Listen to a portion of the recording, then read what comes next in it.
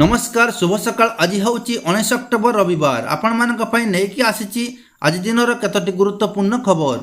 आपण मानक भल पाइबा सदृश गोटे गोटे लाइक कर दियंतु। चैनल नुआ थिले चैनल टी को सब्सक्राइब करी पाखरे थिबा बेल आइकन टी को ऑन कर रखंतु, जहा फल रे सर्वप्रथमे पाई परिबे प्रतिदिन लेटेस्ट खबर गुड़िक। चलंतु आज गुरुत्वपूर्ण खबर गुड़िक उपर नजर पकईबा। दीपावली को नहीं तारीख द्वंद्व भितर अतिरिक्त छुट्टी घोषणा कले राज्य सरकार। दीपावली पर सरकार अक्टोबर 20 तारीख सोमवार को अतिरिक्त छुट्टी घोषणा करिसेंती। ए नै ओडिशा सरकार राजस्व और विपर्यय परिचालना विभाग पक्षर प्रकाश पाई विज्ञप्ति। फल सरकारी कर्मचारी 2 दिन छुट्टी पाइबे। राज्य सरकार पूर्व निर्धारित कैलेंडर अनुसार 21 तारीख में दीपावली छुट्टी सह 20 तारीख को अतिरिक्त छुट्टी घोषणा करा जायछि। तेणु एथर सरकारी कर्मचारी को दीपावली छुट्टी 2 दिन मिलिबो। नुआपड़ा जिला व्यतीत राज्यर सबु सरकारी कार्यालय बंद रहिबो। नुआपड़ा रे उपनिर्वाचन पाई प्रार्थी माने नामांकन दाखल करुथिबारु 20 तारीख दिन सेठारे समस्त सरकारी कार्यालय खोला रहिबो। या सहित आसंता 25 तारीख शनिवार दिन कार्य दिवस भावे घोषणा कराइछि। सरकारी भावे 20 और 21 तारीख दीपावली छुट्टी घोषणा होइछि। परवर्ती खबर। दीपावली पूर्वर अमानिया को कड़ा चेतावनी देइछन्ति भुवनेश्वर डीसीपी जगमोहन मीना। उच्च शब्द संपन्न बाण फुटाइले हेब कठोर कार्यानुष्ठान। राति 9टा पर बाण फुटा संपूर्ण बंद रहिबो। सबुज बाण फुटाइबाकू अनुरोध करिसन्ति डीसीपी। एथिसह दीपावली राति रे मद पी गाड़ी चलाइले गिरफ करने सह गाड़ी को जबत कर नहीं जीव पीसीआर भ्यान। सबु थाना को पेट्रोलिंग भ्यान अलर्ट करने पाई निर्देश दिया जाइछि। नियम उल्लंघन करी बिना लाइसेंस प्राप्त बाण बिकिले कार्यानुष्ठान हेबो। केवल सबुज बाण बिक्री पाई अनुमति दिया जाइछि। आईन मुताबक केवल petroleum and explosive safety organisation अनुमोदन सबुज बाण बिक्री अनुमति अछि। प्राय 125 डेसिबल कम शब्दयुक्त बाण बिक्री करा जाई परिबो। परवर्ती खबर। जमी डिमार्केशन पाई ऑनलाइन रे आवेदन कले मिलिबो तारीख। डिमार्केशन पाई आउ बारंबार तहसील ऑफिस को दौड़िया को पड़ोनी किंबा काहाको हाथ गुंजा देवाक पड़ोनी कि मास मास समय गड़बनी। एणिकी जमी डिमार्केशन पाई ऑनलाइन रे आवेदन कले मिलिबो तारीख। सही दिन तहसील अधिकारी अमीन एवं पुलिस आसी करिबे आपनक जमीर डिमार्केशन। एथिपाई प्रथम राजस्व विभागर ऑनलाइन साइट को जीवाक पड़िबो। सेथिरे मोबाइल नंबर पंजीकरण कर डिमार्केशन पाई आवेदन करिबाको हबो।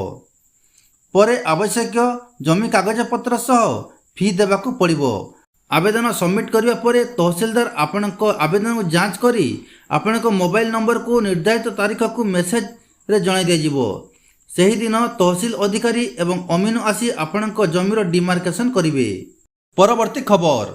अक्टोबर आसिले बढ़ुची बात्या भय।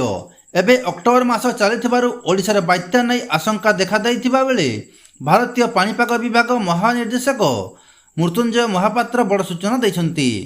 आसंता 21 तारीख रे दक्षिण पूर्व बंगोपसागर एक लघुचाप क्षेत्र सृष्टि हेबार संभावना रहिछि। यह क्रमे पश्चिम उत्तर पश्चिम दिगरे गति करिवो। 23 तारीख सकाळ सुधा दक्षिण बंगोपसागर एवं निकटस्थ केंद्रीय बंगोपसागर अवपात रे परिणत हबो। ताहा क्रमशः तमिलनाडु पुडुचेरी एवं दक्षिण आंध्र आड़ को मुहाइबो। जहा प्रभाव रे 21 तारीख रु 23 तारीख पर्यंत घंटा प्रति 30 रु 55 किलोमीटर बेगरे पवन बहिबो। एथिपाई मत्स्यजीवी को सतर्क सूचना जारी कराइछि। जो मत्स्यजीवी माने समुद्र को जाइछन्ति सेमाने 21 तारीख सुधा कूल को फेरी आसिबा उचित बोली आईएमडीजी सूचना दैछन्ति। कोनोसी जीएफएक्स मॉडल को अनुसरण न करी आईएमडी पूर्वानुमान को अनुसरण करने को कहते आईएमडीजी। तेबे ओडिशा पाई बात्या लगी कौनसी वार्निंग दिया जाए नहीं बोली स्पष्ट करिसेंति आईएमडीजी। 21 तारीख रे लघुचाप क्षेत्र सृष्टि हेबा परे बात्या नहीं पूर्वानुमान करा जिवो बोली से कहते। वर्तमान सुधा 7 दिन पाई सतर्क सूचना दिया जाइछि। अक्टोबर 29 तारीख पाई से भली कौनसी पूर्वानुमान करा जाय नथिबा सूचना दैछन्ति आईएमडीजी मृत्युंजय महापात्र। परवर्ती खबर। आज ठारू पर्यटकों पाई खोलिला शिमिलीपाल। व्याघ्र प्रकल्प मध्य को प्रवेश पाई मिलिला अनुमति। पिठाबटा और कालियाण फाटकरे पर्यटकों प्रवेश। जुलाई 1 रु प्रवेश उपर लागिथिला कटकणा।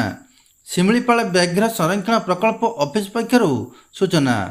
ଜୈବ ବିବିଧତାରେ ଭରା ଶିମିଳିପାଳରେ ପର୍ଯ୍ୟଟନ ନୂତନ ଅନୁଭୂତି ଯୋଗାଇ ଦେବାକୁ ବିଭାଗ ପକ୍ଷରୁ ବ୍ୟବସ୍ଥା କରାଯାଇଛି।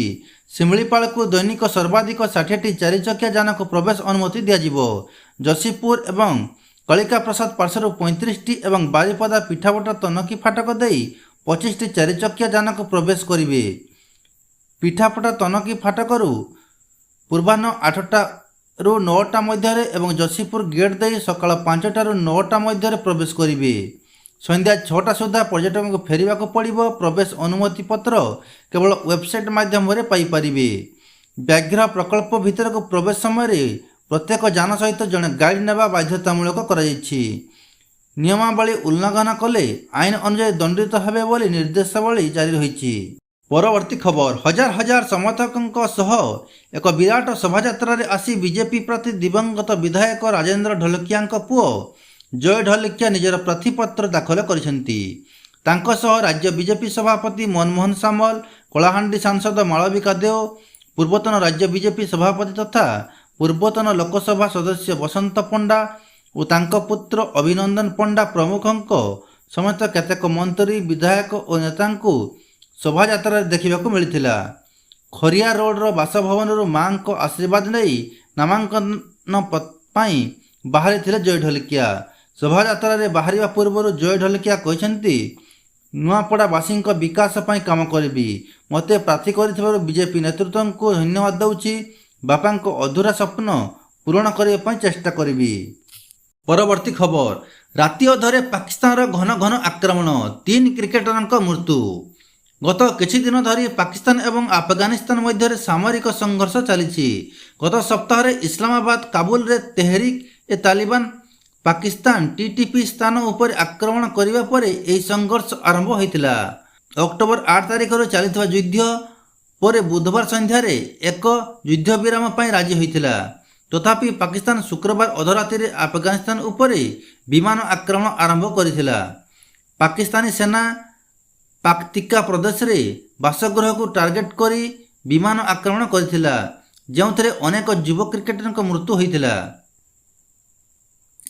ପାକ୍ତିକା ପ୍ରଦେଶରେ ପାକିସ୍ତାନୀ ବିମାନ ଆକ୍ରମଣ ଆଫଗାନିସ୍ତାନ କ୍ରିକେଟ ଜଗତକୁ ଗଭୀର ଦୁଃଖ ଦେଇଛି। 3 ଜଣ ସ୍ଥାନୀୟ କ୍ଲବ କ୍ରିକେଟରଙ୍କ ମୃତ୍ୟୁ ହୋଇଥିଲା ଏବଂ ଅନ୍ୟ 4 ଜଣ ଆହତ ହୋଇଥିଲେ। ଏହି ଖେଳାଳିମାନେ ହେଲେ କବିର, ସିବଘାତୁଲ୍ଲା ଏବଂ ହାରୁନ। ଆହୁରି 5 ଜଣ ପ୍ରାଣ ହରାଇଥିଲେ। ପ୍ରାନ୍ତୀୟ ରାଜଧାନୀ ସରଣାରେ ଏକ ସ୍ଥାନୀୟ ଟୁର୍ଣ୍ଣାମେଣ୍ଟରେ ଅଂଶଗ୍ରହଣ କରି ଖେଳାଳିମାନେ ଅରଗୁନ ଜିଲ୍ଲାକୁ ଫେରୁଥିବା ସମୟରେ ଏହି ଘଟଣା ଘଟିଥିଲା। ଆଫଗାନିସ୍ତାନ କ୍ରିକେଟ ବୋର୍ଡ କ୍ଷତି ପାଇଁ ଗଭୀର ଦୁଃଖ ପ୍ରକାଶ କରିଛି ଏବଂ ମୃତ ଖେଳାଳିମାନଙ୍କୁ ଆଫଗାନିସ୍ତାନ କ୍ରିକେଟର ତୃଣମୂଳ ସ୍ତରର ହିରୋ ଭାବରେ ବର୍ଣ୍ଣନା କରିଛି। ଅନ୍ୟପକ୍ଷରେ ଆଫଗାନିସ୍ତାନ ଷ୍ଟାର ଖେଳାଳିମାନେ ଏହି ଆକ୍ରମଣକୁ ଦୃଢ଼ ନିନ୍ଦା କରିଛନ୍ତି। ପାକ୍ତିକା ବିମାନ ଆକ୍ରମଣରେ ଘରୋଇ ଖେଳାଳିଙ୍କ ମୃତ୍ୟୁ ପରେ Afghanistan cricket board ACB Pakistan ଏବଂ ଶ୍ରୀଲଙ୍କା ସହିତ ତ୍ରିସ୍ତରୀୟ ସିରିଜରେ ଅଂଶଗ୍ରହଣକୁ ବାତିଲ କରିବାକୁ ନିଷ୍ପତ୍ତି ନେଇଛି। ଏହି ତ୍ରିସ୍ତରୀୟ T20 ସିରିଜ ନଭେମ୍ବରରେ ଅନୁଷ୍ଠିତ ହେବାର ଥିଲା।